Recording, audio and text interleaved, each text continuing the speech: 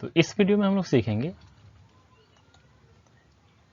Mendeleev के आवर्त नियम तथा आधुनिक आवर्त नियम। तो इसके बारे में थोड़ा सा जान लेते हैं कि और इस वीडियो में क्या क्या सीख पाएंगे। तो इस वीडियो में हम लोग को सीखने का मिलेगा मेंडलीव तथा मोसले का आवर्त नियम। मोसले का आवर्त नियम बोले तो आधुनिक आवर्त नियम। फिर मेंडलीव के आवर्त नियम के गुण और मेंडलीव के आवर्त नियम के दोष, साथ ही साथ मेंडलीव के आवर्त नियम का मापदंड क्या था और आधुनिक आवर्त सारणी की उपलब्धियां।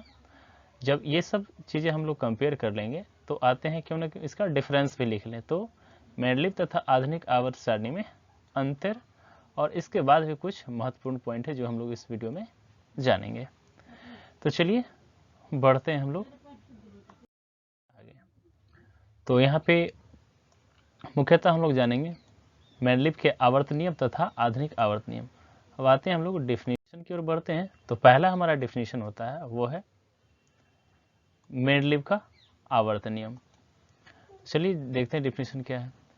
मेंडलीव नामक वैज्ञानिक ने तत्वों के आवर्त सारणी के लिए एक नियम बनाया था जिसे मेंडलीव का आवर्त नियम कहते हैं। इसके नियम के अनुसार या इस नियम के अनुसार मेन तो हमारा यही नियम है, क्या है देख लेते हैं कि तत्वों के गुणधर्म उनके परमाणु द्रव्यमान के आवर्त फलन होते हैं। तत्वों का जो गुणधर्म होता है ना वो उनके परमाणु द्रव्यमान के आवर्त फलन होते हैं। ये हो गया हमारा मेंडलीव का आवर्त नियम।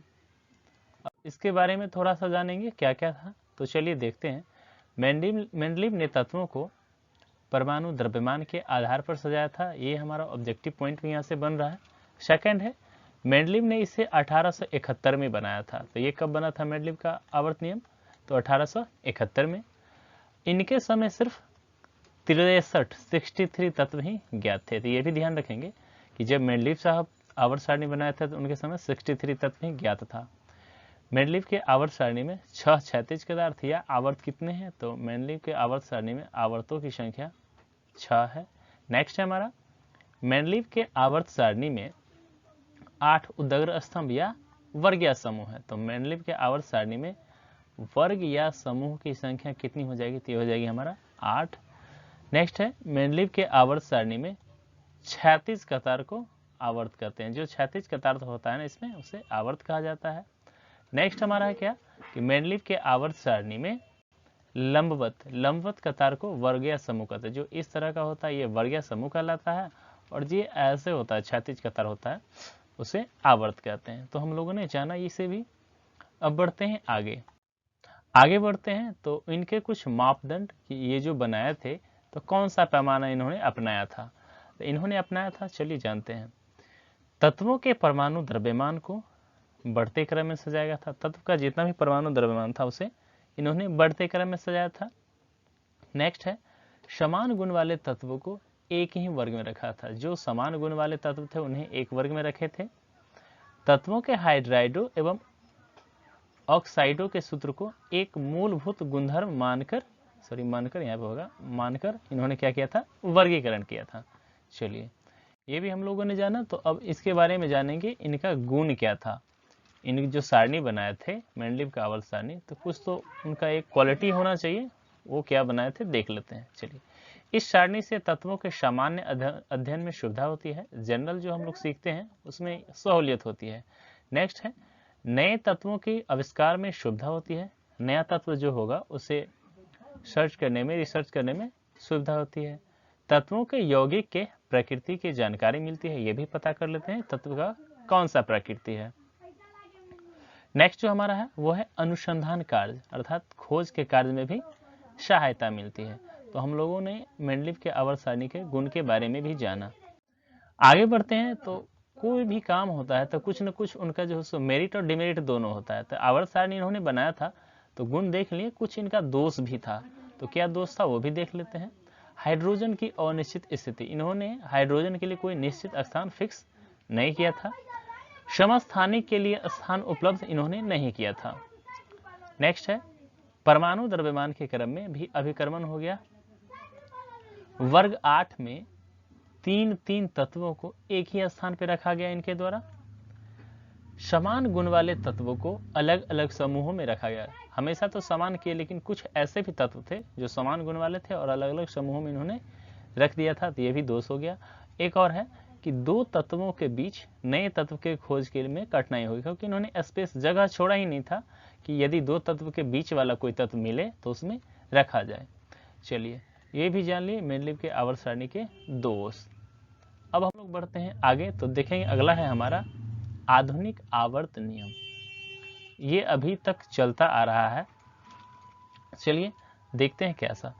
हेनरी मोसले नामक वैज्ञानिक ने तत्वों के आवर्त सारणी के लिए एक नियम बनाया था या आवर्त सारणी बनाया था, जिसे आधुनिक आवर्त नियम कहते हैं।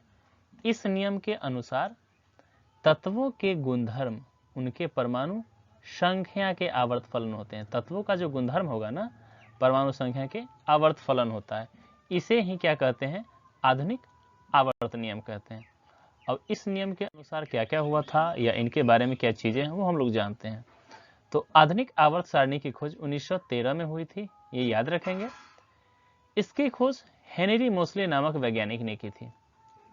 नेक्स्ट है आधुनिक आवर्त सारणी में तत्वों को परमाणु संख्या के आधार पर सजाया गया। यहाँ पे सजाया होगा, सॉरी हमने सजाया लिख दिया। परमाणु संख्या के आधार पर सजाया गया था किसमें? तो आधुनिक आवर्त सारणी में। आधुनिक आवर्त सारणी में कितने आवर्त हैं? तो 7 आवर्त हैं। आधुनिक आवर्त सारणी में 7 आवर्त हैं। अगला है हमारा आधुनिक आवर्त सारणी में 18 वर्गीय समूह है, ये भी याद रखेंगे। आधुनिक आवर्त सारणी को आवर्त सारणी का दीर्घ रूप कहते हैं। ये ऑब्जेक्टिव में VVI बनता है, हमेशा पूछता है कि आधुनिक आवर्त सारणी को क्या कहा जाता है, ये हो जाएगा आवर्त सारणी का दीर्घ रूप कहा जाता है। नेक्स्ट है आधुनिक आवर्त सारणी में 7 आवर्त के प्रथम आवर्त को अति लघु आवर्त कहते हैं। 7 जो आवर्त है ना, उसके प्रथम आवर्त को अति लघु आवर्त भी कहा जाता है। चलिए अब बढ़ते हैं, तो आगे बढ़ते हैं तो देखते हैं आधुनिक आवर्त सारणी की उपलब्धियां। अभी जो आवर्त सारणी बनी हुई है इनकी क्या उपलब्धियां हैं, इसे भी हम लोग जान लेते हैं। तो यह परमाणु संख्या के आधार पर बनाया गया है, ये तो बड़ी आसान से बात हो गई। प्रत्येक तत्व इलेक्ट्रॉनिक विन्यास के क्रम में है। इलेक्ट्रॉनिक विन्यास के क्रम में होने पर जानने में बहुत ही आसानी होती है, सहूलियत होती है। प्रत्येक आवर्त क्षार धातु से शुरू होकर अक्रिय गैस पर समाप्त होती है। तो हमें क्षार धातु और अक्रिय गैस की पहचान में भी सहूलियत होती है, क्योंकि क्षार से शुरू होगी और अक्रिय गैस पर जाके खत्म होगी, समाप्त होगी। नेक्स्ट है इसमें धातु तथा अधातु को उपधातुओं के बीच उपधातुओं के द्वारा अलग किया गया, अर्थात धातु और अधातु के बीच में उपधातु है। तो ये भी हमें आसानी से पहचान में लाया जा सकता है कि यदि धातु है और धातु है तो बीच में उपधातु ही होगा। नेक्स्ट है हमारा इसमें सामान्य तत्व, संक्रमण तत्व एवं अक्रिय गैस को अलग अलग रखा गया है। तो इन्होंने सारा कुछ को अलग अलग रख दिया। सामान्य तत्व हो गया, संक्रमण तत्व हो गया और अक्रिय गैस हो गया, सभी के लिए अलग अलग स्थान इन्होंने फिक्स कर दिया। नेक्स्ट है भविष्य में खोज की जाने वाली तत्वों के लिए खाली स्थान छोड़ा गया है। इन्होंने ये बहुत बड़ा काम कर दिया था कि भविष्य में कोई भी तत्व ढूंढे जाते हैं, खोजे जाते हैं, तो उनके लिए इन्होंने स्थान दिया था। चलिए तो हम लोगों ने जान लिया इसकी उपलब्धियां क्या है आधुनिक आवर्त सारणी की। अब आगे बढ़ते हैं, तो जब हम लोगों ने मेंडलीव का आवर्त सारणी और आधुनिक आवर्त सारणी देख ही लिया है, तो इसकी उपलब्धियों को भी जो है देख लेते हैं, डिफरेंस करके कि क्या है नहीं है, इनके डिफरेंस हम लोग जान लेते हैं। चलिए तो यहाँ पे डिफरेंस करते हैं, तो मेंडलीव का आवर्त सारणी और आधुनिक आवर्त सारणी। तो मेंडलीव का आवर्त सारणी में यह परमाणु द्रव्यमान पर आधारित है, जबकि आधुनिक आवर्त सारणी यह परमाणु संख्या पर आधारित है। फिर मेंडलीव के आवर्त सारणी में 8 वर्ग हैं, जबकि आधुनिक आवर्त सारणी में 18 वर्ग हैं। मैंने 2 बार वर्ग लिख दिया साथियों, एक ही बार होगा, सॉरी। चलिए मेंडलीव के आवर्त सारणी में 6 आवर्त हैं, जबकि आधुनिक आवर्त सारणी में 7 आवर्त है। मेंडलीव के आवर्त सारणी में अक्रिय गैस के लिए स्थान नहीं है, जबकि आधुनिक आवर्त सारणी में अक्रिय गैस के लिए स्थान उपलब्ध है। मेंडलीव के आवर्त सारणी में कई सारे दोष पाए गए हैं, जबकि आधुनिक आवर्त सारणी में कोई दोष नहीं पाए गए हैं। मेंडलीव के आवर्त सारणी को आवर्त सारणी का छोटा रूप कहा जाता है। यह आवर्त सारणी का छोटा रूप है, जबकि आधुनिक आवर्त सारणी यह आवर्त सारणी का बड़ा रूप है। मेंडलीव की आवर्त सारणी के लिए है, इसे मेंडलीव के द्वारा बनाया गया, और आधुनिक आवर्त सारणी इसे हेनरी मोसले नामक वैज्ञानिक द्वारा बनाया गया। तो ये हम लोगों ने जान लिए इनके जो सो डिफरेंसेस के बारे में। ये याद रखेंगे हमेशा 3 नंबर या 4 नंबर में भी पूछने लगा है डिफरेंसेस। तो चलिए आगे बढ़ते हैं और देखते हैं कुछ महत्वपूर्ण जो बातें हैं याद रखने के लिए। तो कुछ याद रखने योग्य बातें तो देखते हैं इसमें क्या है। आधुनिक आवर्त सारणी में बाईं से दाईं ओर जाने पर तत्वों की संयोजकता बढ़ती है। तो आधुनिक आवर्त सारणी में यदि बाईं से दाईं ओर जाएंगे तत्वों की संयोजकता बढ़ती जाएगी। नेक्स्ट है हमारा, आधुनिक आवर्त सारणी में परमाणु त्रिज्या से दर्शाया गया है। आधुनिक आवर्त सारणी में जो भी है परमाणु त्रिज्या से दर्शाया गया है। नेक्स्ट है हमारा, आधुनिक आवर्त सारणी में बाईं से दाईं ओर जाने पर परमाणु का आकार घटता है। बाईं से दाईं ओर जाएंगे तो परमाणु का आकार घटेगा, जबकि बाईं से दाईं ओर जाएंगे तो तत्वों की संयोजकता क्या होता है, वो बढ़ती है। अगला हमारा है, आधुनिक आवर्त सारणी में क्षार धातु के परमाणु का आकार बड़ा होता है, जबकि हैलोजन परिवार के सदस्यों का आकार सबसे छोटा होता है। तो ये भी ध्यान रखेंगे, आधुनिक आवर्त सारणी में क्षार धातु जो होंगे इनके परमाणु का आकार बड़ा होगा, जबकि हैलोजन परिवार के सदस्यों का आकार सबसे छोटा होता है। अगला हमारा है, आधुनिक आवर्त सारणी में किसी समूह के ऊपर से नीचे जाने पर परमाणु का आकार बढ़ता है। किसी समूह के ऊपर से नीचे यदि आए तो परमाणु का जो हो आकार वो हमारा क्या होगा, वो बढ़ता चला जाएगा। चलिए नेक्स्ट जो हमारा नेक्स्ट देखते हैं क्या है। आधुनिक आवर्त सारणी में किसी आवर्त में बाईं से दाईं जाने पर तत्वों का धात्विक गुणधर्म बढ़ता है, जबकि अधात्विक गुणधर्म घटता है।